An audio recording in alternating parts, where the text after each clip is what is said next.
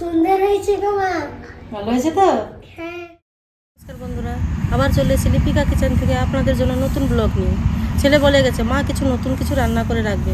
আমি বললাম ঠিক আছে, তুই স্কুল থেকে আয়, আমি নতুন কিছু রান্না করে রাখবো। আজকে বাসন্তী পোলাও রান্না করবো। চলুন বাসন্তী পোলাও কীভাবে রান্না করা হয় আপনাদেরকে দেখাবো। বাসন্তী পোলাও রান্না করার জন্য আমি 1 ঘন্টা আগে থেকে জলে ভিজিয়ে রেখেছিলাম চালটা। এবারে চালটা জল থেকে ছেঁকে একটা শুকনো কাপড়ে পাতিয়ে দিবেন, যাতে এতে জলটা ঝরে যায়। দেখেছেন কিভাবে? এবারে কয়েকটা উপকরণ এতে দিব। একটু দিব আদা বাটা, দিব গরম মশলা গুঁড়া, এবারে এতে ফুড কালার দেওয়া হয়। আমি ফুড কালার শরীর খারাপ হবে, আপনারা দিতে পারেন না দিতে পারেন, কিন্তু আমি সেই জন্য দিব হলুদ, যাতে কালারটা চেঞ্জ হয়। তারপরে এতে দিব বাটার, আগে এইভাবে কাটি দিব। 1 চামচ ঘি, তারপরে দিব বাটার,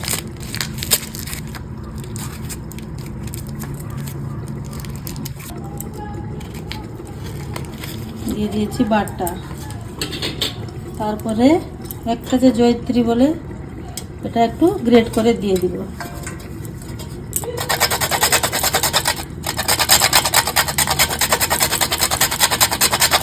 এইভাবে চালে উপকরণগুলো মাখিয়ে নিব।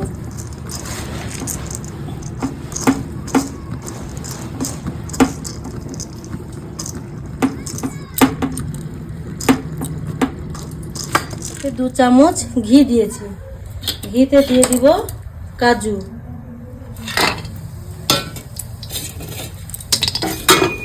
দিয়ে একটু নাড়বো।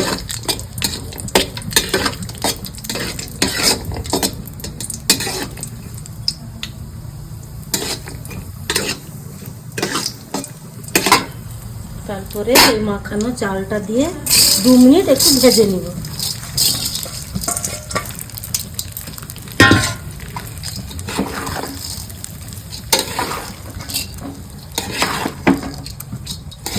এইভাবে 2 মিনিট ভেজে নিব।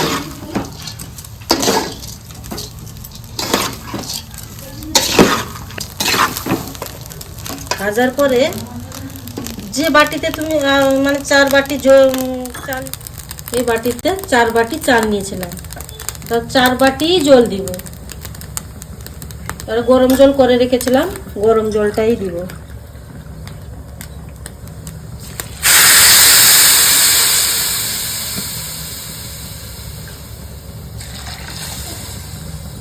চার বাটি জল দিয়ে দিয়েছি। এবারে আধ ঘন্টার জন্য লো আঁচে ঢাকিয়ে রেখে দিব। নুন দিয়ে দিব। ব্যাস, এবারে ভালোভাবে ঢাকিয়ে আধ ঘন্টার জন্য লো আঁচে রেখে দিলাম। আধ ঘন্টার পরে কত সুন্দর ভাত হয়ে গেছে দেখুন।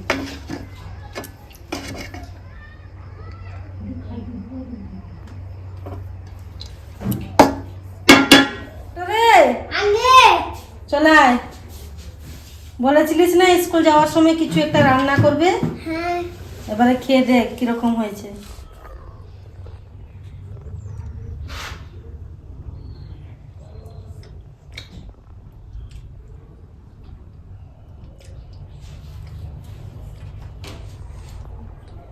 খুব সুন্দর হয়েছে গো মা। ভালো হয়েছে তো? হ্যাঁ। আর আপনাদের যদি ভালো লেগে থাকে, লাইক, কমেন্ট, শেয়ার, ফলো করে দিবেন।